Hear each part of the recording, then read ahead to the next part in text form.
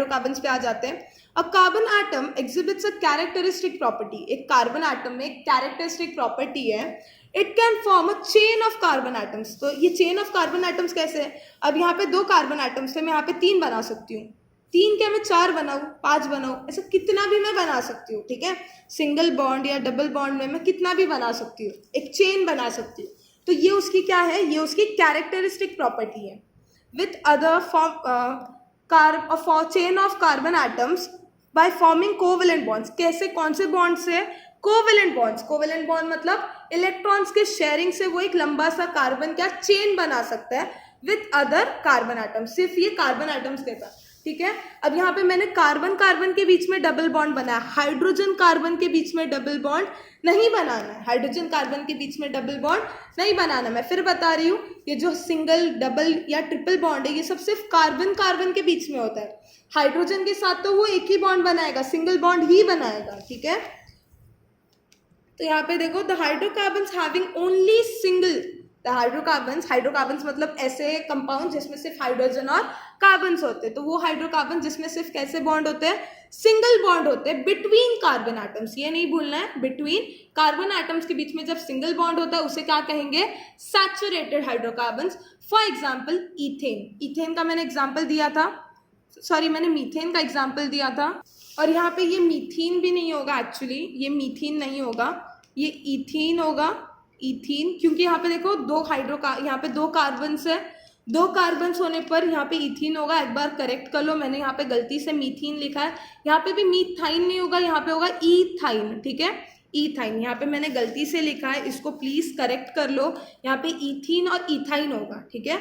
और अगर हम लोग 2 कार्बन्स के साथ बॉन्ड बनाएंगे तो देखो ये ऐसा फॉर्म होगा, हम लोग ने यहाँ पे देखो 2 कार्बन्स का बनाया था, तो ये होगा इथेन, तो इथेन, इथीन, इथाइन, ठीक है, इथेन, इथीन, इथाइन, ये करेक्ट कर लो। मैं फिर बता रही हूँ, मीथीन और मीथाइन ऐसे कंपाउंड्स नहीं है, मीथीन और मीथाइन ऐसे कंपाउंड्स नहीं है। मैं मीथीन और मीथाइन ड्रॉ करने की कोशिश करती हूँ तो देख लेना कि ड्रॉ होगा नहीं, ठीक है, क्या नहीं होगा, मीथीन और मीथाइन ऐसा कोई भी कंपाउंड ड्रॉ नहीं होगा, इसके लिए मीथीन और मीथाइन ऐसे कंपाउंड्स नहीं है।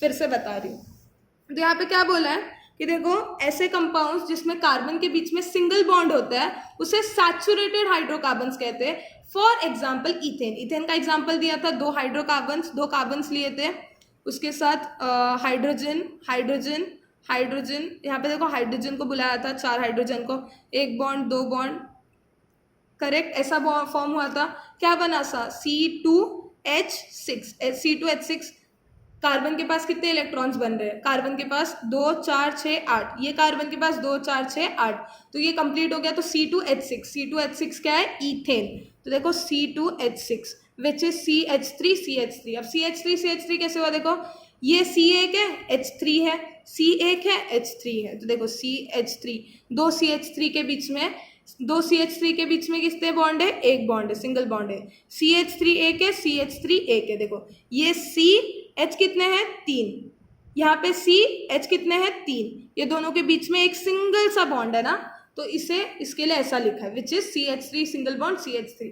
अब यहाँ पे है प्रोपेन, ये हम लोग का था ईथेन, ईथेन में होता है 2 कार्बन्स, प्रोपेन में होगा 3 कार्बन्स। प्रोपेन ड्रॉ करके मैं बता देती हूँ एक बार, देखो प्रोपेन ड्रॉ करती हूँ मैं, प्रोपेन के लिए 3 कार्बन होंगे, 1 2 3, तीनों के बीच में इसमें ANE लगा है, मतलब तीनों के बीच में सिंगल बॉन्ड होगा, एक बॉन्ड इधर देंगे, एक बॉन्ड इधर, ठीक है। या तो हम लोग वैसे ही कर लेते जैसा मैंने सिखाया था, देखो कार्बन, उसने अपना एक इलेक्ट्रॉन इधर दिया, ठीक है, अपना एक इलेक्ट्रॉन, मैं डॉट मेथड से एक्सप्लेन कर देती हूँ। कार्बन, 3 कार्बन को है, 3 कार्बन, इसने अपना एक इलेक्ट्रॉन इधर दिया, एक इधर, एक इधर, एक इधर, 4 इलेक्ट्रॉन्स दे दिए। सेम ये कार्बन ने भी क्या, एक इधर, एक इधर, एक इधर, एक इधर, और एक इधर, ये 4 ने भी निकाल दिया, ठीक है। तो चारों कार्बन्स ने क्या किया, चारों इलेक्ट्रॉन्स निकाल दिया। अब ये दोनों क्या फॉर्म हो रहे हैं, ये दोनों एक सिंगल बॉन्ड बना रहे हैं, तो हम लोग एक सिंगल बॉन्ड ड्रॉ कर लेते हैं, सॉरी ये लाइन्स नहीं आएंगे, सॉरी C, ये दोनों के बीच में 2 इलेक्ट्रॉन्स आ गए, मतलब एक बॉन्ड आ गया, ये दोनों के बीच में 2 इलेक्ट्रॉन्स आ गए, मतलब एक बॉन्ड आ गया। अब ये लोग ने क्या किया, हाइड्रोजन को बुलाया, हाइड्रोजन, हाइड्रोजन, यहाँ पे हाइड्रोजन को नहीं बुलाएंगे क्योंकि देखो यहाँ पे इलेक्ट्रॉन्स शेयर हो चुके हैं, एक बॉन्ड यहाँ पे ऑलरेडी बन चुका है, तो यहाँ पे ये लोग ने, और यहाँ पे ये दो ही इलेक्ट्रॉन्स, दो ही हाइड्रोजन बुला सकता है, ये वाला कार्बन दो ही हाइड्रोजन बुला सकता है, क्योंकि एक इलेक्ट्रॉन ये कार्बन के साथ शेयर कर रहा है और एक का इलेक्ट्रॉन ये कार्बन के साथ शेयर कर रहा है, ठीक है। तो इसने दो ही हाइड्रोजन बुलाया, फिर ये 3 का हाइड्रोजन को बुलाया और ये लोग ने इलेक्ट्रॉन्स क्या किया, शेयर किया, ये लोग ने इलेक्ट्रॉन्स शेयर किया। अब देखेंगे तो हम लोग के सारे जो है, ये देखो यहाँ पे एक बॉन्ड बन जाएगा, ऊपर एक हाइड्रोजन का बॉन्ड, यहाँ पे एक हाइड्रोजन का बॉन्ड, यहाँ पे एक हाइड्रोजन का बॉन्ड, यहाँ पे भी, यहाँ पे भी, यहाँ पे भी। आई थिंक सो आप लोगों को क्लियरली समझ गया होगा। अब अगर हम लोग ये देखें ना तो कार्बन के पास 8 होंगे, हाइड्रोजन के पास 2। पहले कार्बन में देखते हैं 2 4 6 8। कार्बन के पास 8 इलेक्ट्रॉन्स है, ये कार्बन के पास 2 4 6 8। इसने भले ही 2 हाइड्रोजन को बुलाया, लेकिन इसने देखो अपने 2 इलेक्ट्रॉन्स 2 कार्बन को दिए और ये लोग ने एक ही इलेक्ट्रॉन्स कार्बन को दिए, ठीक है। इसके पास भी 2 4 6 8 और सारे हाइड्रोजन के पास 2 2 इलेक्ट्रॉन्स। तो इस तरह से ड्रॉ हुआ प्रोपेन। इस तरह से क्या ड्रॉ हुआ, प्रोपेन। प्रोपेन में 3 इलेक्ट्रॉन्स। इसको हम लोग ऐसे भी लिख सकते हैं CH3, CH3, उसके साथ सिंगल बॉन्ड है C के साथ H2, C के साथ कितने हैं, H2 है, CH2, उसके साथ सिंगल बॉन्ड है CH3, ठीक है। तो सेम यहाँ पे टेक्स्ट बुक में दिया हुआ है। मीथेन क्या बोलते, sorry, propane CH3 CH2 CH3, समझा। फिर नेक्स्ट है सम हाइड्रोकार्बन्स। ये था सैचुरेटेड हाइड्रोकार्बन्स की भी बात। अब आते हैं अनसैचुरेटेड हाइड्रोकार्बन्स पे। Some hydrocarbons have a multiple bond between 2 carbon atoms. अब यहाँ पे बोला है कि कुछ ऐसे हाइड्रोकार्बन्स है जिसमें मल्टीपल बॉन्ड होते हैं, मतलब सिंगल नहीं होंगे, डबल या ट्रिपल बॉन्ड होंगे। तो मल्टीपल बॉन्ड मतलब डबल या triple bond. And multiple bond can be double bond और ट्रिपल बॉन्ड। तो ये जो मल्टीपल बॉन्ड है वो डबल बॉन्ड हो सकता है या तो ट्रिपल बॉन्ड हो सकता है। Hydrocarbons having at least 1 multiple bond. Multiple मतलब एक से ज्यादा, देखो मल्टीपल मतलब क्या, एक से ज्यादा, एक से ज्यादा होना चाहिए, करेक्ट, सॉरी, एक से ज्यादा होना चाहिए। तो ऐसे बॉन्ड्स को एक से ज्यादा मतलब 2 3 4, ठीक है। तो हम लोग को 2 या 3 बॉन्ड्स का ही देखना है। तो हाइड्रोकार्बन जिसमें एटलीस्ट एक मल्टीपल बॉन्ड, मल्टीपल मतलब एक से ज्यादा बॉन्ड होगा, उसे कहा जाता है अनसैचुरेटेड हाइड्रोकार्बन्स। मतलब हम लोग के लिए ऐसे हाइड्रोकार्बन जिसमें डबल या ट्रिपल बॉन्ड होते हैं, सॉरी ट्रिपल बॉन्ड, उन्हें अनसैचुरेटेड हाइड्रोकार्बन्स कहा जाता है। यहाँ पे देखो एग्जाम्पल्स दिया हुआ है। ईथीन, मैंने ईथीन ड्रॉ किया हुआ था, देखो मैंने यहाँ पे ईथीन ड्रॉ किया था, इसमें 2 C थे, H कितने थे, H4 से, C2H4 ईथीन ड्रॉ किया हुआ था। तो ईथीन को हम लोग ऐसे भी लिख सकते हैं एक C, H कितने हैं, H2 है, C एक है, H2 है, इसके साथ डबल बॉन्ड बन रहा है, डबल बॉन्ड C और एक H2, CH2। देखो तो यहाँ पे ये सेम लिखा होगा। फॉर एग्जाम्पल इथेन H2C, मैंने CH2 लिखा था, यहाँ पे H2C लिखा है, सेम ही है, दोनों के साथ डबल बॉन्ड है, ठीक है। यहाँ पे मैंने जो बताया डबल बॉन्ड वही सेम है, CH2 के साथ डबल बॉन्ड है। फिर नेक्स्ट है इथाइन। इथाइन में ट्रिपल बॉन्ड, जहाँ पे आप लोग को Y दिख जाएगा ना, 4th लेटर या ऐसे लेटर में Y दिख गया ना, मतलब वो ट्रिपल बॉन्ड वाला है। अगर E दिख गया डबल बॉन्ड वाला है, अगर A दिखा तो वो सिंगल बॉन्ड वाला है, ठीक है। तो प्रोपीन का भी सेम, प्रोपीन में भी डबल बॉन्ड होगा। प्रोपीन में 3 कार्बन एटम्स होंगे, प्रोपाइन में 3 कार्बन एटम्स होंगे जिसमें ट्रिपल बॉन्ड होगा। मैं ये सब ड्रॉ नहीं कर रही, ठीक है, क्योंकि मैं अगर ड्रॉ करूँगी, ड्रॉ करना थोड़ा डिफिकल्ट होगा आप लोगों के लिए भी, और इस साल ड्राइंग के लिए आने नहीं वाला। प्रोपीन का स्ट्रक्चरल फॉर्मूला, प्रोपाइन का स्ट्रक्चरल फॉर्मूला, ये सब ड्रॉ करने नहीं आने वाला, ठीक है। इसके लिए मैं ये ड्रॉ करके नहीं बता रही हूँ, ये भी सेम ऐसा ही होगा। ये टॉपिक में बस इतना समझना था कि सैचुरेटेड हाइड्रोकार्बन्स और अनसैचुरेटेड हाइड्रोकार्बन्स होते क्या है। तो अगर मैं ये बता देती कि सिंगल बॉन्ड और डबल बॉन्ड को अनसैचुरेटेड कहते हैं और सिंगल बॉन्ड को, सॉरी, डबल और ट्रिपल बॉन्ड को अनसैचुरेटेड कहते हैं और सिंगल बॉन्ड को सैचुरेटेड, तो किसी को नहीं समझता। इसके लिए मैंने थोड़ा लेंदी का एक्सप्लेन किया है।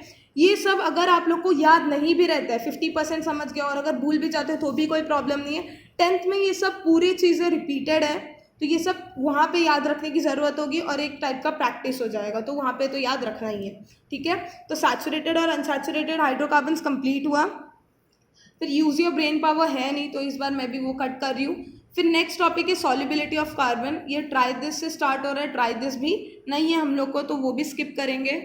तो हम लोग पेज नंबर 144 पे पहुंच गए। यहाँ पे यूज योर ब्रेन पावर, फिर ट्राई दिस, ये सब है, तो ये सब मैं स्किप कर रही हूँ और आ रही हूँ सीधा कार्बन डाइऑक्साइड पे, जो पिंक कलर या रेड कलर में लिखा है, ठीक है। तो यहाँ पे बोला है कार्बन डाइऑक्साइड के बारे में हम लोग यहाँ से पढ़ेंगे।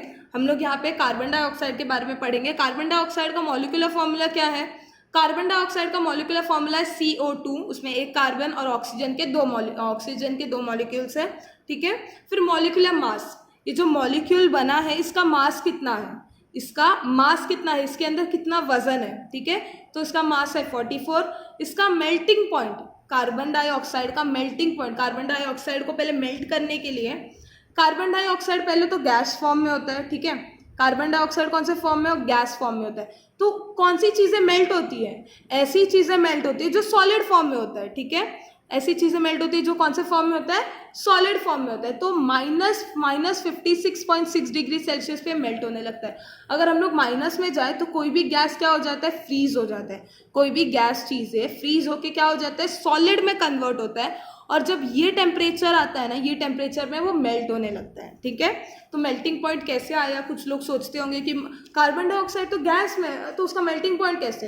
तो अगर माइनस में कोई भी चीज़ पे जाओगे तो कोई भी गैस फ्रीज हो जाएगी, ठीक है।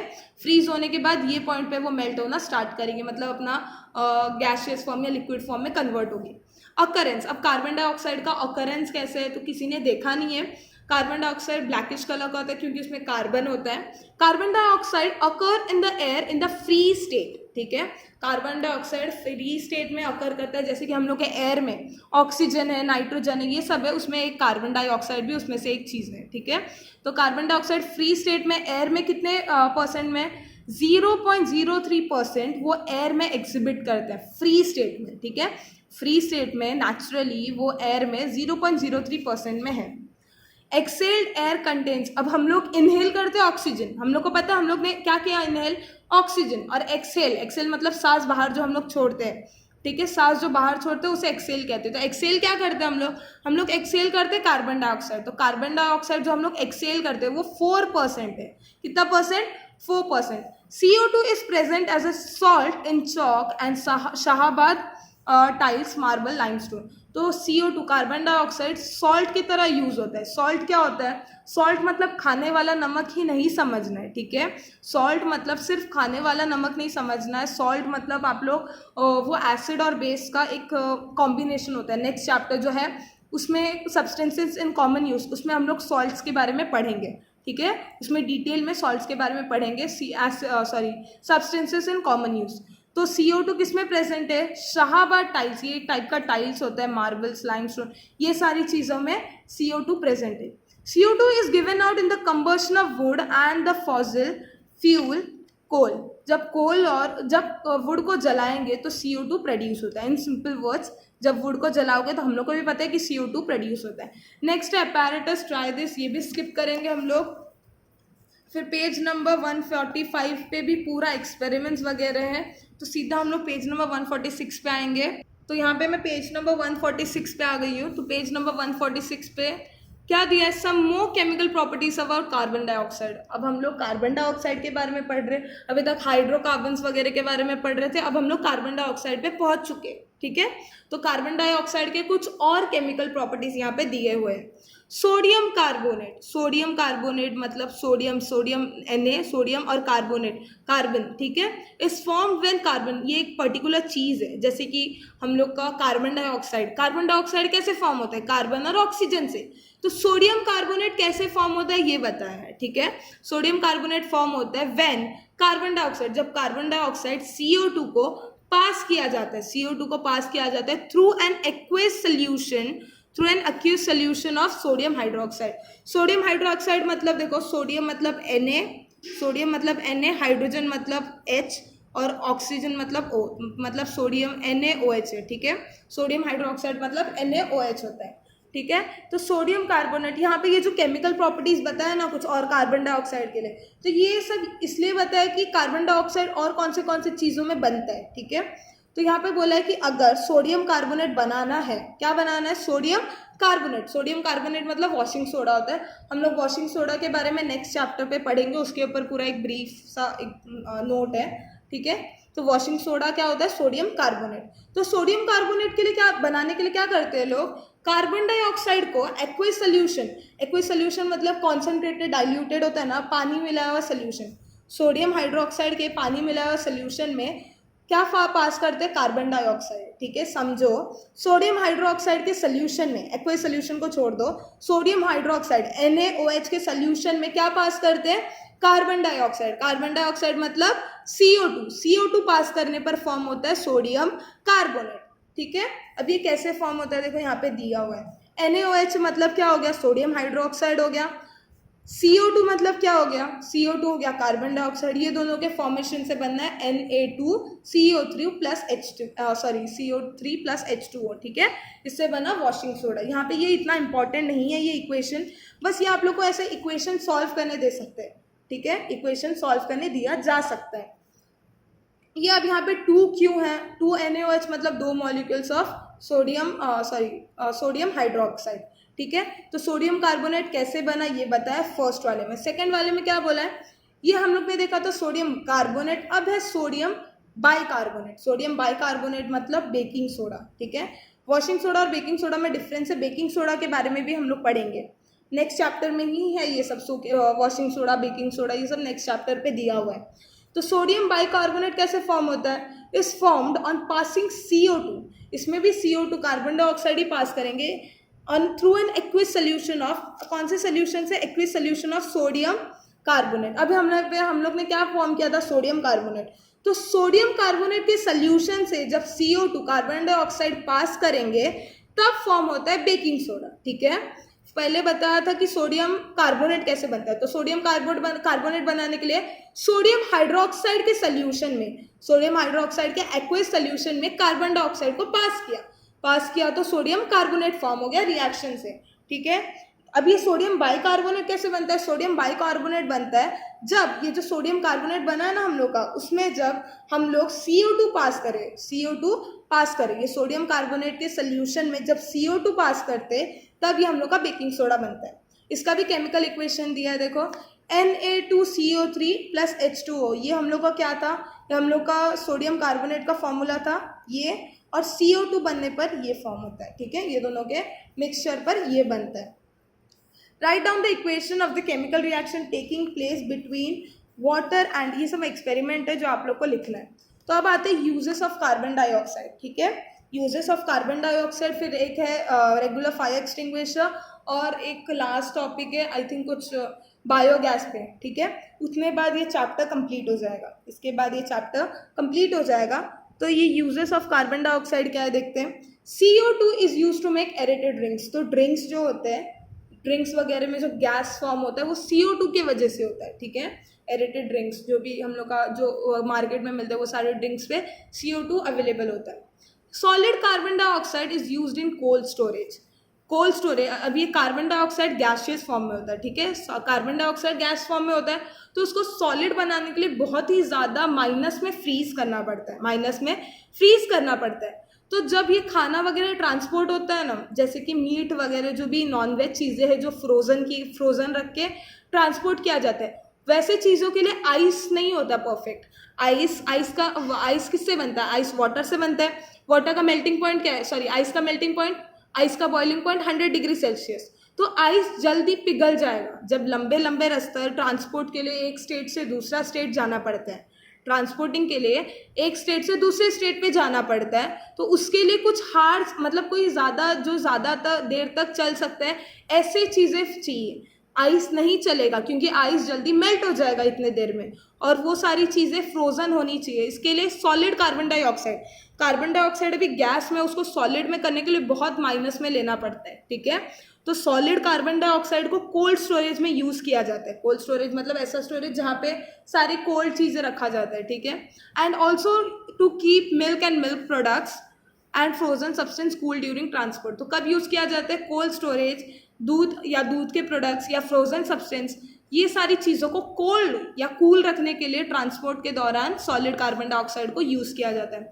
It is also use for getting special effects of mist in dramas and movies. ये कार्बन डाइऑक्साइड से जो मिस्ट टाइप एक प्रोड्यूस होता है उसको ड्रामा और मूवीज में भी यूज़ किया जाता है। नेक्स्ट है carbon dioxide obtained by chemical reaction और kept under pressure is used in fire extinguisher. Fire extinguisher में कार्बन डाइऑक्साइड कैसे यूज होता है यहाँ पे दिया हुआ है, वो हम लोग देख लेंगे। लिक्विडिफाइड का CO2, यहाँ पे हम लोग ने सॉलिड का देखा, अब यहाँ पे क्या कार्बन डाइऑक्साइड का लिक्विड। अब ये कैसे बनता है, ये इसका एक प्रोसेस होता है, ठीक है। Is use to remove caffeine from coffee. Coffee में एक ऐसा सब्सटेंस होता है कैफीन, ठीक है। कैफीन एक ऐसा सब्सटेंस है जो ज़्यादा पीने से अच्छा नहीं है, ठीक है। तो इसको हटाने के लिए लिक्विडिफाइड CO2 को यूज़ किया जाता है। Next, liquid CO2 is use as a solvent in modern eco friendly dry cleaning. Dry cleaning सबको पता है, ड्राई क्लीनिंग में CO2 को एक सॉल्वेंट जैसा काम किया जाता है। जो ड्राई क्लीनिंग जिसका होगा या जिसको पता होगा उसको पता होगा कि CO2 को कैसे, कार्बन डाइऑक्साइड को कैसे यूज किया जाता है। Plant use CO2 in air for photosynthesis. हम लोग को पता है प्लांट से हम लोग खाना खाते हैं, और अगर प्लांट्स नहीं रहेंगे तो हम लोग कहाँ से खाएंगे। तो प्लांट्स खाना, जो प्लांट्स अपने लिए खाना बनाते हैं उसके लिए भी CO2 बहुत ही ज़रूरी है, ठीक है। प्लांट्स जब प्लांट्स को खाना बनाने के लिए जो उसका प्रोसेस है फोटोसिंथेसिस, उसमें CO2 का बहुत इंपॉर्टेंट रोल है। फिर नेक्स्ट पार्ट है रेगुलर फायर एक्सटिंग्विशर। ये जो फायर एक्सटिंग्विशर है ये बहुत सब लोग ने देखा होगा मेरे हिसाब से, कोई टच नहीं किया होगा, कोई खोला नहीं होगा, बट देखा तो सबने होगा कि रेड कलर का पाउडर ऐसा कुछ या तो लिखा होता है, ठीक है। देखा सबने ही होगा। ए फायर एक्सटिंग्विशर कंटेन्स, एक फायर एक्सटिंग्विशर में कंटेन क्या होता है, सोडियम बाइकार्बोनेट पाउडर। हम लोग ने सोडियम बाइकार्बोनेट पाउडर के बारे में पढ़ा था। देखो सोडियम बाइकार्बोनेट पाउडर मतलब बेकिंग सोडा। इसमें क्या अवेलेबल होता है, sodium bicarbonate powder. There is also a dilute sulphuric acid placed in a glass capsule. तो देखो ये जो है ना, यहाँ पे सोडियम बाइकार्बोनेट के पाउडर्स है, और ये जो एक ग्लास का कैप्सूल दिख रहा है इसमें सल्फ्यूरिक एसिड है। इसमें कौन सा एसिड है, सल्फ्यूरिक एसिड है, ठीक है। यहाँ पे सल्फ्यूरिक एसिड है और यहाँ पे क्या है, powder of sodium bicarbonate. Carbonate और बाइकार्बोनेट डिफरेंस है। देखो अगर ये बाई हटा दूं मैं तो ये हो जाएगा वॉशिंग सोडा, और अगर मैं बाई लगा दूं तो ये हो जाएगा बेकिंग सोडा। तो दोनों में जब लिखोगे सोच समझ के लिखना, सोडियम कार्बोनेट था कि सोडियम बाइकार्बोनेट था। There is also dilute sulphuric acid place in a glass capsule. कौन से कैप्सूल में, ग्लास कैप्सूल में। ग्लास के कैप्सूल में सोडियम सल्फ्यूरिक एसिड अवेलेबल है। The capsule breaks on pressing the knob. ये देखो ये नॉब है, ये नॉब है, ये एक टाइप का। यहाँ पे जब हम लोग प्रेशर डालेंगे ना, ये प्रेशर डालने पर ये नॉब के वजह से ये ग्लास का कैप्सूल टूट जाता है, क्योंकि ये कैप्सूल ग्लास का बना होता है तो इसको प्रेशर डालने पे टूट जाता है। फिर ये कैप्सूल टूटने पर the capsule breaks on pressing the knob, the sulphuric acid comes in contact with the sodium bicarbonate. अब ये सल्फ्यूरिक एसिड और सोडियम बाइकार्बोनेट ये टूटने पर क्या होगा, रिएक्ट करेगा। रिएक्ट करके क्या फॉर्म करेगा, देखो बहुत ही सिंपल सा प्रोसेस है, जरा हार्ड प्रोसेस नहीं है। नीचे सोडियम बाइकार्बोनेट है, ऊपर सल्फ्यूरिक एसिड है। जब हम लोग का फायर एक्सटिंग्विश करना होगा, जहाँ पे आग लग गई होगी, तो जब ये नॉब दबाया जाएगा, ये नॉब दिख रहा है, इसको जब दबाओगे तो ये ग्लास का कैप्सूल टूट जाएगा और सल्फ्यूरिक एसिड और सोडियम बाइकार्बोनेट रिएक्ट करेंगे। रिएक्ट करके क्या फॉर्म होगा, देखो comes in contact with sodium bicarbonate and the two react, और दोनों क्या करते हैं, रिएक्ट करते हैं केमिकली, और क्या रिलीज करते हैं, CO2 रिलीज करते हैं। तो कार्बन डाइऑक्साइड किस लिए यूज हुआ, यहाँ पे दिया था देखो, CO2 यूज होता है जब अंडर प्रेशर रखा जाता है फायर एक्सटिंग्विशर में, तो फायर एक्सटिंग्विशर में भी CO2 यूज होता है। इसके वजह से CO2 बाहर आता है। CO2 based fire extinguisher do not cause corrosion and non conductors of electricity. अब ये जो CO2 बेस पे फायर एक्सटिंग्विशर होता है, अब देखो जितना मॉडर्न टेक्नोलॉजी हो रहा है, फायर एक्सटिंग्विशर्स के भी बहुत सारे टाइप्स है। फायर एक्सटिंग्विशर क्या है, बहुत सारे अलग अलग टाइप्स है। तो जो CO2 के बेस पे होता है, जो जिसके वजह से CO2 रिलीज होता है और CO2 क्या करता है, फायर एक्सटिंग्विश करता है, वैसे बेस के जो फायर एक्सटिंग्विशर होते हैं वो कोरोजन नहीं करते। कोरोजन मतलब मेटल को डीके नहीं करते। हम लोग को पता है आयरन रेड कलर का एक रस्ट निकालता है, ठीक है, वो रेड कलर का होता है। मतलब आयरन एक मेटल है। आयरन क्या है, आयरन अपना एक मेटल है। आयरन क्या हो रहा है, रस्ट मतलब वो खराब हो रहा है। तो CO2 के बेस पे जो फायर एक्सटिंग्विशर होता है ना, जो अगर हम लोग अभी कोई चीज़ पे डाल रहे, सपोज अगर कोई एक जगह पे आग लग गई है जहाँ पे मेटल्स वगैरह रखा था, वहाँ पे आग लग गई है, तो अगर हम लोग वो फायर एक्सटिंग्विशर यूज़ करेंगे ना, तो कोई भी टाइप का कोरोजन, मतलब वो जो मेटल्स है वो कोई भी टाइप का रस्ट या कोई भी चीज़ का खराबी नहीं करेगा। And are non conductors of electricity, और ये लोग जो है इलेक्ट्रिसिटी को पास नहीं करेंगे। अभी इमेजिन करो कि अगर एक इलेक्ट्रिकल जगह पे, जहाँ पे इलेक्ट्रिसिटी का सारे काम होते हैं, वहाँ पे फायर लग गया, आग लग गई, तो अगर हम लोग CO2 के अगर कोई ऐसे एक्सटिंग्विशर यूज़ करेंगे जहाँ पे इलेक्ट्रिसिटी को वो प्रमोट करते हैं, तो आग और बढ़ जाएगी। तो जहाँ मेनली जहाँ पे इलेक्ट्रिकल चीज़ें होती है, जहाँ पे आग लगती है ना, तो वहाँ पे CO2 के बेस एक्सटिंग्विशर यूज़ करते हैं। क्योंकि CO2 non conductors of electricity, मतलब वो इलेक्ट्रिसिटी पास नहीं करता। Therefore this are used when electrical and electrical equipment catches fire। तो इलेक्ट्रिकल या इलेक्ट्रिकल इक्विपमेंट जब आग लगती है जहाँ पर, वहाँ पे CO2 के बेस एक्सटिंग्विशर यूज करते हैं, ठीक है। CO2 based fire extinguisher are use to extinguish small scale fire. तो CO2 के बेस पे जो फायर एक्सटिंग्विशर है वो जो छोटी छोटी जगह पे, वहाँ वैसे वैसे जगह पे ये छोटे स्केल पे यूज किया जाता है। It is beyond the capacity to extinguish a fire a big fire. अभी कहीं बड़े जगह पे आग लग गई, कोई जंगल वंगल में आग लग गई, तो वहाँ पे CO2 का कोई यूज नहीं होगा, ठीक है। CO2 सिर्फ किस में होता है, स्मॉल स्केल फायर में यूज किया जाता है। In modern fire extinguisher liquid and solid CO2 is filled under pressure. अब देखो यहाँ पे बोला है कि जो मॉडर्न फायर एक्सटिंग्विशर प्रोड्यूस हो रहे हैं ना, उसमें लिक्विड और सॉलिड CO2, लिक्विड और सॉलिड CO2 को अंडर प्रेशर रखा जाता है। देखो यहाँ पे दिया हुआ था कि CO2 liquefied CO2 obtained by chemical reaction और kept under pressure is used in fire extinguisher। तो जब CO2 के सॉलिड और लिक्विडिफाइड क्या बोलते हैं, सॉलिड या लिक्विड को हम लोग अंडर प्रेशर में रखेंगे तो क्या होता है, अंडर प्रेशर में रखेंगे, on reducing the pressure it becomes gases. जब हम लोग वो नॉब या जो भी उसका प्रोसेस होगा, जब उसको ओपन करेंगे तब वो प्रेशर रिड्यूस होगा और वो कैसा फॉर्म करेगा, गैस में फॉर्म होगा और फिर आग बुझाने के काम करेगा। And comes out forcefully through the horn like होस पाइप। एक पाइप होता है जहाँ से वो निकलता है। तो यहाँ पे एक केमिकल रिएक्शन दिया हुआ है, ठीक है। ये केमिकल रिएक्शन से एक्सटिंग्विशर्स काम करते हैं। NaHCO थ्रू मतलब सोडियम बाइकार्बोनेट, H2SO4 मतलब सल्फ्यूरिक एसिड, ये दोनों का मिलने से ये सब चीज़ें फॉर्म होती है, ठीक है। ये सब चीज़ें क्या होती है, फॉर्म होती है। Nowadays many types of fire extinguishers are used. Collect more information about the way CO2 is used to extinguish fire, ठीक है। ये एक्टिविटी है, खुद को करना है। तो पेज नंबर 146 कंप्लीट हो गया। नेक्स्ट पेज नंबर 147 पे आते हैं। तो पेज नंबर 147 में दिया हुआ मीथेन, ये एक मेन इंपॉर्टेंट पार्ट है कार्बन का। हम लोग ने मीथेन ड्रॉ किया था, याद है, C एक कार्बन, ऊपर नीचे आजू बाजू में 4 हाइड्रोजन और एक सिंगल बॉन्ड, ठीक है, CH4, ये हम लोग ने ड्रॉ किया था, ठीक है। तो मीथेन का मॉलिक्यूलर फॉर्मूला है CH4 और मॉलिक्यूलर मास है, उसका मास है 16। अकर कैसे करता है मीथेन, अकर कैसे करता है, methane occurs in natural gas.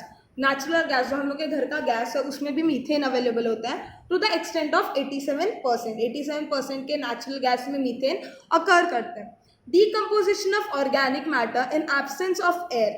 जब ऑर्गेनिक मैटर क्या होता है, जो डायरेक्टली या इनडायरेक्टली प्लांट्स या एनिमल से मिलता है, तो ऐसे मैटर जब डिकम्पोज करते हैं इन एब्सेंस ऑफ एयर, जहाँ पे एयर अवेलेबल नहीं होता और वो जगह पे ऑर्गेनिक मैटर क्या करते हैं, सड़ते हैं, तब ये मीथेन प्रोड्यूस होता है। तब क्या प्रोड्यूस होता है, ये मीथेन प्रोड्यूस होता है। मीथेन को बायोगैस भी कहते हैं, मीथेन को बायोगैस भी कहते हैं। Methane is present in biogas, methane biogas में प्रेजेंट है। अब नेक्स्ट पेज में आपको ये लिखा होगा कि मीथेन को ही बायोगैस कहते हैं, ठीक है। तो ये क्या आपको ऐसा समझ सकते हो कि मीथेन को ही बायोगैस कहते हैं, या तो बायोगैस में ही मीथेन का सबसे ज़्यादा क्वांटिटी होता है, ठीक है। Methane is found in coal mines. Methane किसमें, कोल माइंस, कोल के जो माइंस होते हैं जहाँ से कोल निकलते हैं, कोयला जहाँ से निकलता है, वहाँ पे भी मीथेन फाउंड होता है। Methane is found at the surface of marshy places which is why it is also called as marsh gas. Marshy places क्या होता है पता है, वो मार्शी जगह। तो मार्शी मतलब कुछ नहीं, मार्शी मतलब ऐसी जगह जहाँ पे बहुत वेट होगा, जहाँ पे सॉइल होगा, मार्शी, ठीक है। तो ऐसे जगह पे मीथेन फाउंड होता है, इसके लिए उसे मार्श गैस भी कहते हैं। इस पे गिव रीजन होगा कि why is methane called as marsh gas, ठीक है। On heating a mixture of hydrogen and carbon monoxide gases at 300 degree Celsius in presence of nickel catalyst. अब मैंने कैटलिस्ट के बारे में बताया था। देखो कैटलिस्ट क्या होता है, कोई भी एक्सपेरिमेंट या कोई भी रिएक्शन को जो फास्ट कर देता है उसको कैटलिस्ट कहते हैं। तो यहाँ पे कैटलिस्ट क्या है, निकल है। एक मिक्सचर है, ऑन हीटिंग एक मिक्सचर है जो बना है हाइड्रोजन और कार्बन के मोनोऑक्साइड से। जब ये दोनों मिक्सचर को हीट किया जाता है 300 degree Celsius in presence of catalyst, निकल क्या है, ये दोनों रिएक्शन को फास्ट कर रहा है, निकल कैटलिस्ट जैसा काम कर रहा है, तो मीथेन गैस फॉर्म किया जा सकता है। मीथेन गैस क्या किया कर सकता है, फॉर्म किया जा सकता है। Fractional distillation of natural gas gives methane in pure form. Fractional distillation जो होता है उससे भी हम लोग को मीथेन प्योर फॉर्म से मिलता है, ठीक है, प्योर फॉर्म, मीथेन का प्योर फॉर्म। ये तो मैन मेड फॉर्म हुआ। नेक्स्ट है फिजिकल प्रॉपर्टीज, मीथेन का फिजिकल प्रॉपर्टीज क्या है।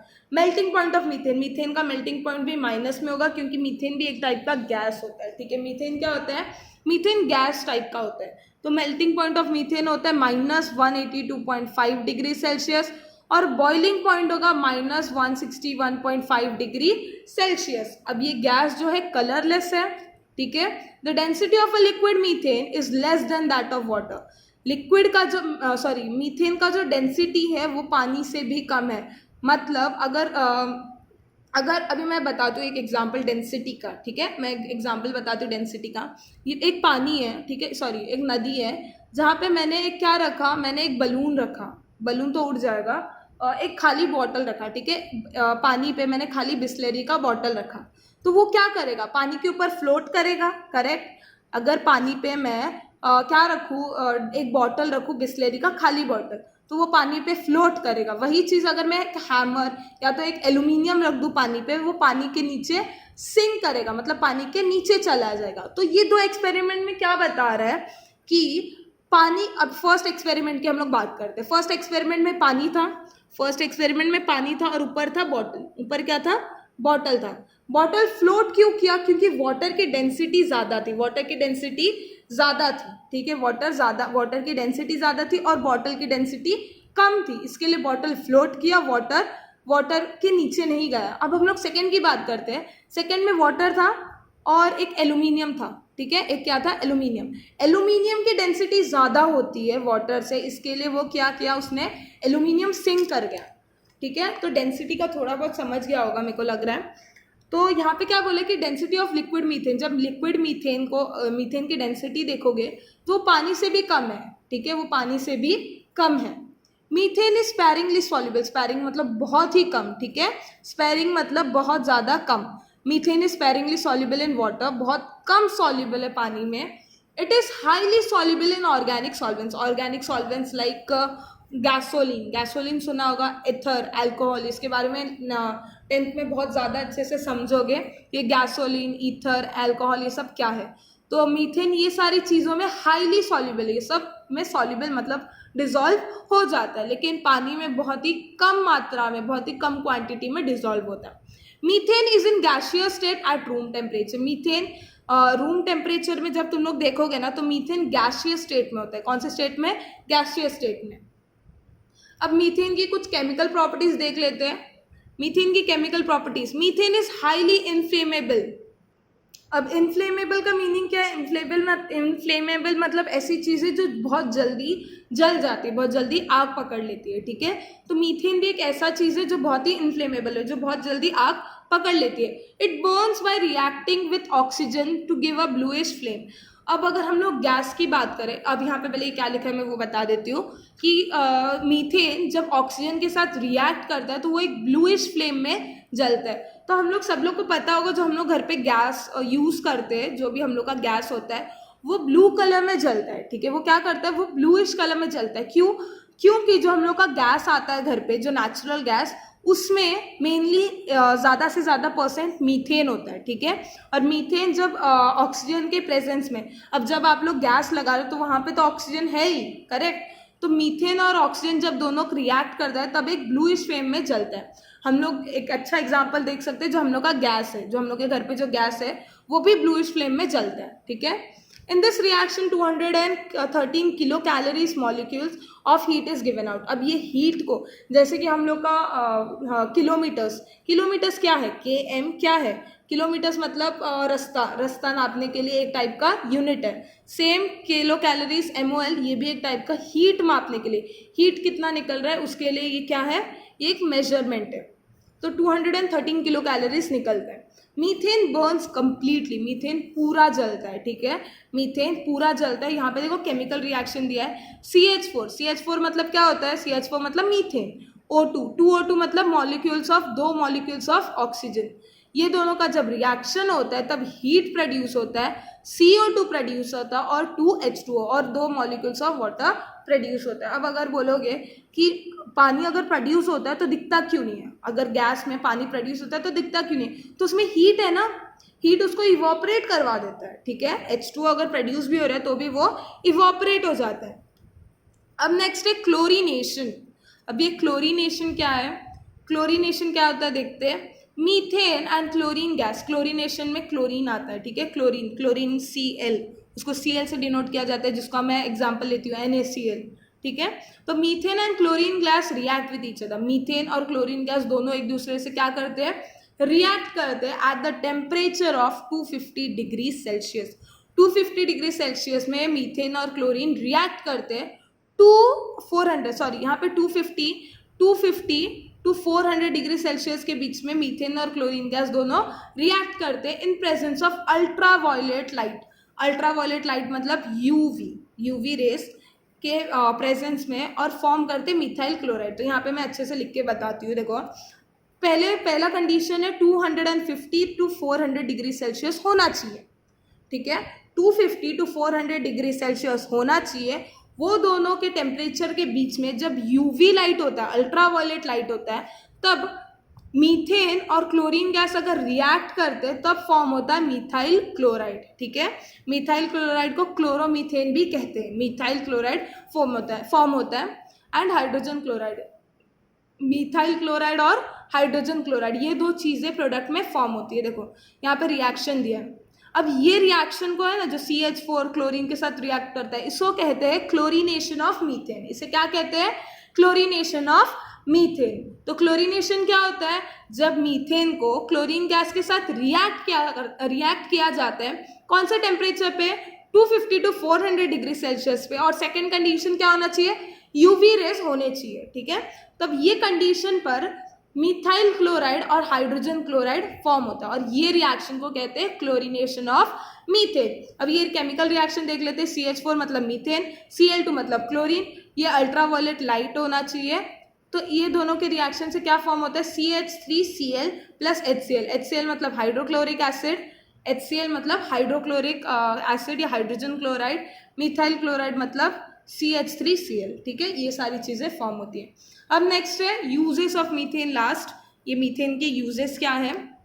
तो methane is form in the natural gas, is used in industry such as fabric mills, paper mills, food processing industry, petrol purification. तो methane किस में use होता है, मीथेन एक नेचुरल गैस है जो इंडस्ट्रीज, कौन से industries, fabric mills, paper mills, processing, food processing, petrol purification, ये सारी चीज़ें में मीथेन यूज़ होता है। अब कैसे यूज़ होता है वो जो यूज़ करता है उनको पता होगा, ठीक है, बट हम लोग को इतना याद रखना है कि ये सब मीथेन यूज़ होता है। Being the smallest hydrocarbon, the proportion of CO2 release in the combustion of methane is small and therefore it is used as domestic fuel। अब यहाँ पे क्या बोला है कि स्मॉलेस्ट हाइड्रोकार्बन, हम लोग ने मीथेन देखा था CH4 मीथेन, ठीक है। मीथेन स्मॉलेस्ट हाइड्रोकार्बन क्यों है, स्मॉलेस्ट हाइड्रोकार्बन का मतलब देखो, मीथेन में एक कार्बन है, मीथेन में कितना, एक कार्बन है और 4 हाइड्रोजन है, करेक्ट। मीथेन में क्या है, एक कार्बन और 4 हाइड्रोजन। हाइड्रोकार्बन क्या होते हैं, ऐसे कंपाउंड जिसमें कार्बन और हाइड्रोजन होते हैं। अगर मैं इसका डबल बॉन्ड बनाने की कोशिश करूं, इसका मैं क्या बनाने की कोशिश करूं, डबल बॉन्ड बनाने की कोशिश करूं, तो नहीं बनेगा, ठीक है। ये एल्केन हो गया हम लोग का, करेक्ट, एल्केन। ये सब का एक फॉर्मूला है, ठीक है, एल्केन्स का एक फॉर्मूला है कि अगर एक कार्बन होगा तो कितने हाइड्रोजन होंगे, 2 कार्बन होंगे तो कितने हाइड्रोजन होंगे। जैसे कि देखो ये CH4 है, अगर मैं यहाँ पे 2 कार्बन लगा दूँ तो C2H6 बन जाएगा, करेक्ट, C2H6 बन जाएगा। तो इसका एक फॉर्मूला है, वो क्या है पता है, इसका फॉर्मूला है CnH2n+2, ये उसका फॉर्मूला है। n का मतलब है नंबर ऑफ कार्बन्स, ठीक है। इसका फॉर्मूला है किसका, एल्केन्स में, जिसमें सिंगल बॉन्ड होता है, ऐसे जिसमें सिंगल बॉन्ड होता है, उसका ये फॉर्मूला है। मतलब अगर एक हाइड्रोकार्बन्स हुआ, अगर मैं यहाँ पे एक कार्बन रखूँ तो 2 × 1 क्या होगा, 2 × 1 2, 2 + 2 4, तो CH4 फॉर्म हुआ। ऐसे तरीके से अगर मैं यहाँ पे 5 कार्बन्स रखूँ, नंबर ऑफ कार्बन 5 रख दूँ, तो हाइड्रोजन कितने होंगे, 2 × n, 5 2 = 10, 10 + 2 12, तो हाइड्रोजन 12 होंगे, ठीक है। ये ऐसा फॉर्म होता है। ये हो गया एल्केन में, ये क्या हो गया, एल्केन में। किसमें, एल्केन में मतलब सिंगल बॉन्ड में, ऐसे चीज़ें में जिसमें सिंगल बॉन्ड होते हैं। जब डबल बॉन्ड की बात करते हैं हम लोग, डबल बॉन्ड में कैसा बनता है पता है, डबल बॉन्ड का भी फॉर्मूला है कि कार्बन कितने होंगे, हाइड्रोजन कितने होंगे। तो डबल बॉन्ड का फॉर्मूला है H2N, इतना ही है, ठीक है, CnH2n। तो CnH2n में हम लोग पहला हाइड्रोकार्बन बनाने की कोशिश करते हैं। ये एल्कीन के ग्रुप में हम लोग पहला हाइड्रोकार्बन बनाने की कोशिश करते हैं, मतलब एक ही कार्बन के साथ हाइड्रोकार्बन बनाने की कोशिश करते हैं। अब डबल बॉन्ड मतलब क्या होगा? डबल बॉन्ड मतलब हम लोग को डबल बॉन्ड चाहिए, ठीक है, डबल बॉन्ड चाहिए, और हम लोग कार्बन और हाइड्रोजन के बीच में डबल बॉन्ड नहीं बना सकते। ये हम लोग ने पढ़ा था, हम लोग ने देखो पढ़ा था यहाँ पे पेज नंबर 143 में, पेज नंबर 143 में पढ़ा था कि ये जो मल्टीपल बॉन्ड्स है वो बिटवीन टू कार्बन एटम्स होना चाहिए, कार्बन एटम्स के बीच में बॉन्ड होना चाहिए, ठीक है, क्या होना चाहिए? कार्बन एटम्स, दो कार्बन एटम्स के बीच में ही डबल बॉन्ड होना चाहिए। लेकिन अगर एक ही कार्बन एटम हुआ और हाइड्रोजन हुए तो डबल बॉन्ड दो कार्बन एटम्स के बीच में नहीं बनेंगे। इसके लिए मीथेन, इसका फर्स्ट जो सबसे छोटा फॉर्म है ना हाइड्रोकार्बन्स का, उसे मीथेन कहते हैं, सबसे छोटा फॉर्म, ठीक है। तो इसके वजह से क्या होता है, ये जो छोटा हाइड्रोकार्बन है ना, इसमें से बहुत ही कम CO2 निकलता है। मीथेन में क्या है? कार्बन और हाइड्रोजन। मीथेन में क्या है? कार्बन और हाइड्रोजन। इसको जलाने पर बहुत ही कम CO2 निकलता है, जो हमारे जो घरों के लिए ना, घर के लिए जो फ्यूल लगता है हम लोग को, जो मतलब खाना बनाने के लिए जो गैस यूज होता है, उसके लिए वो सेफ है। इसके लिए मीथेन को डोमेस्टिक फ्यूल में यूज किया जाता है। Methane is use for the production of organic compounds. Organic compounds जो है इथेनॉल, मिथाइल क्लोराइड, ये सब ऑर्गेनिक कंपाउंड्स है। मिथिलीन क्लोराइड है, एसिटिलीन है, ये सब चीज़ों के लिए भी मीथेन यूज होता है। ये सब कैसे बनते हैं ये सब हम लोग नेक्स्ट ईयर में पढ़ेंगे, ठीक है। Methane gas was discovered by Italian scientist. तो मीथेन गैस किसने डिस्कवर किया था? इटालियन साइंटिस्ट है एलेसेंड्रो वोल्टा, बिटवीन 1776 एंड 1778। ये 2 साल के बीच में एलेसेंड्रो वोल्टा ने फाइंड किया था methane gas, while he was studying the gases found in marshy land. Marshy lands में कौन से गैसेस मिलते हैं, उसमें से उनको एक पता चला कि मीथेन गैस भी फाउंड होता है। फिर हम लोग अभी नेक्स्ट लास्ट पेज पे आ चुके हैं, पेज नंबर 148, ठीक है। लास्ट टॉपिक है हम लोग का बायोगैस प्लांट, ठीक है। बायोगैस प्लांट मेरे को लग रहा है बहुत लोगों को पता होगा। बायोगैस प्लांट मतलब एक ऐसा प्लांट है जो वेस्ट से हम लोग, अब मैं बताती हूँ, रीड करते करते मैं एक्सप्लेन करती हूँ इसको, ठीक है। Animal Dang, dry leaves, wet garbage get decomposed by anaerobic microbes in biogas plant, ठीक है। एनिमल डंग जो गाय का गोबर वगैरह होते हैं वो, ड्राई लीव्स, वेट गार्बेज है जो डिकम्पोज हो चुका है। डिकम्पोज का मतलब क्या होता है? डिकम्पोज का मतलब होता है सड़ना, जो सड़ सकता है। तो अगर जो भी चीज़ है, animal dung, dry leaves, wet garbage get decompose by anaerobic microbes. Anaerobic मतलब जहाँ पे एयर अवेलेबल नहीं होता, एयर की एब्सेंस, एयर जब एब्सेंस होता है। अब अगर हम लोग डिकम्पोज करते हैं, अभी कोई चीज़ भी अगर हम लोग डिकम्पोज कर रहे हैं, कोई भी चीज़ भी सड़ रहा है, तो वो कहाँ पे सड़ेगा? ज़मीन के नीचे, ज़मीन के नीचे सड़ेगा। तो ज़मीन के नीचे हम लोग को पता है कि एयर का एब्सेंस होता है, एयर वहाँ पे अवेलेबल नहीं होता। ज़मीन के नीचे क्या नहीं होता? एयर प्रेजेंट नहीं होता ज़मीन के नीचे, ठीक है। तो इसके लिए वो क्या प्रोड्यूस करेगा? वो होगा एनएरोबिक। ये बहुत ही इजी सा टॉपिक है, अगर रीड भी किया तो भी समझ जाएगा। ये जो बायोगैस प्लांट है ये ज़रा भी हार्ड नहीं है, बहुत ही ईजी टॉपिक है। अगर इस पर आंसर भी आएगा तो भी आराम से लिखा जा सकता है। तो यहाँ पे क्या बोला कि एनिमल डंग जो गोबर वगैरह है वो, ड्राई लीव्स, वेट गार्बेज, ये सब डिकम्पोज होता है, ये सब डिकम्पोज होता है बाय एनएरोबिक। एनएरोबिक मतलब एब्सेंस ऑफ एयर में, एयर नहीं, एब्सेंस ऑफ ऑक्सीजन में, जहाँ पे ऑक्सीजन अवेलेबल नहीं होता इन अ बायोगैस प्लांट, ठीक है। बायोगैस प्लांट में क्या होता है मैं शॉर्ट में एक्सप्लेन करती हूँ, ठीक है। ये एक चीज़ है, ऐसा एक प्लांट ड्रॉ किया जाता है एक जगह जहाँ पे जितने भी कचड़े हैं ना, जितने भी वेट गार्बेज, जितने भी कचड़े जो क्या बोलते हैं डिकम्पोज किया जा सकता है, जिसे डिकम्पोज सड़ाया जा सकता है, उसको एक जगह पे भरा जाता है। और यहाँ से स्लरी ऑफ कैटल डंग, समझ रहे? स्लरी मतलब जो कैटल, जो गोबर वगैरह है उसमें डाला जाता है ताकि वो अच्छे से डिकम्पोज हो सके। स्लैब कवर, अब यहाँ पे ये जो कचड़ा डाला होगा ना, ये कोई एक छोटा गड्ढा नहीं है, ये कोई छोटा गड्ढा नहीं, एक बहुत बड़ा एरिया होता है। इसके ऊपर एक कवर डालना ज़रूरी है। पहला रीज़न, ये कचड़े के ऊपर कवर डालने का पहला रीज़न ये है कि अगर कोई देखा नहीं है और गिर गया तो बहुत ही बड़ा प्रॉब्लम हो जाएगा। और दूसरा रीज़न, एनारोबिक एनारोबिक के लिए यहाँ पे एयर प्रेजेंट नहीं होना चाहिए। एक गड्ढा खोदा और खुला छोड़ दिया तो एनारोबिक रेस्पिरेशन एनारोबिक प्रोसेस के लिए यहाँ पे एयर ऑक्सीजन अवेलेबल नहीं होना चाहिए।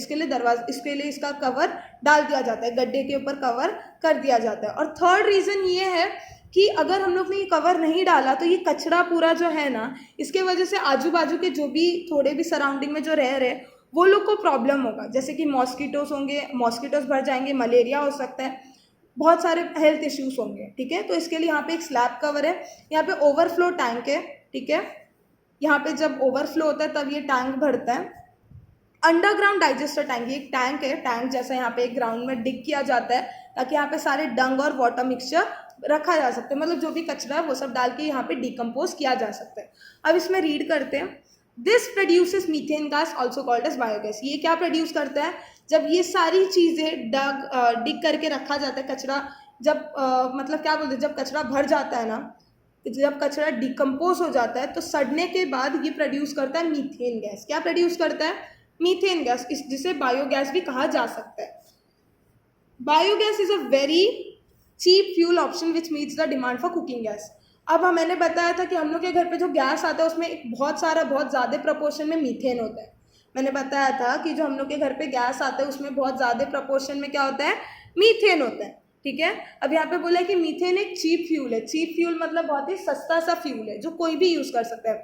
जैसे कि मैं अगर एक एग्जाम्पल दूँ, एक होटल है जहाँ पे लोग खाना खा के वेस्ट करके डस्टबिन में डाल देते हैं। ठीक है, एक होटल में खाना वेस्ट होता है और वो लोग डाल देते हैं, वेस्ट कर अभी वो लोग का झूठा फेंक देते हैं। ठीक है, तो वो खाना वेस्ट जो होता है वो भी वेट गार्बेज है, करेक्ट। वो जो होटल में डस्टबिन में खाना गिरा होता है वो भी वेट गार्बेज है।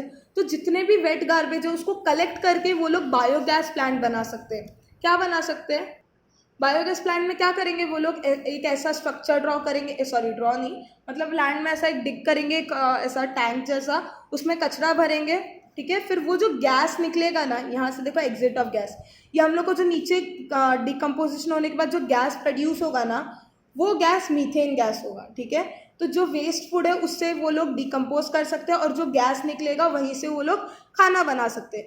तो ये क्या हो गया, बायोगैस एक चीप सा फ्यूल हो गया जो कुकिंग गैस जो घर पे हम लोग को गैस चाहिए वो कंप्लीट कर सकता है हम लोग की वो डिमांड।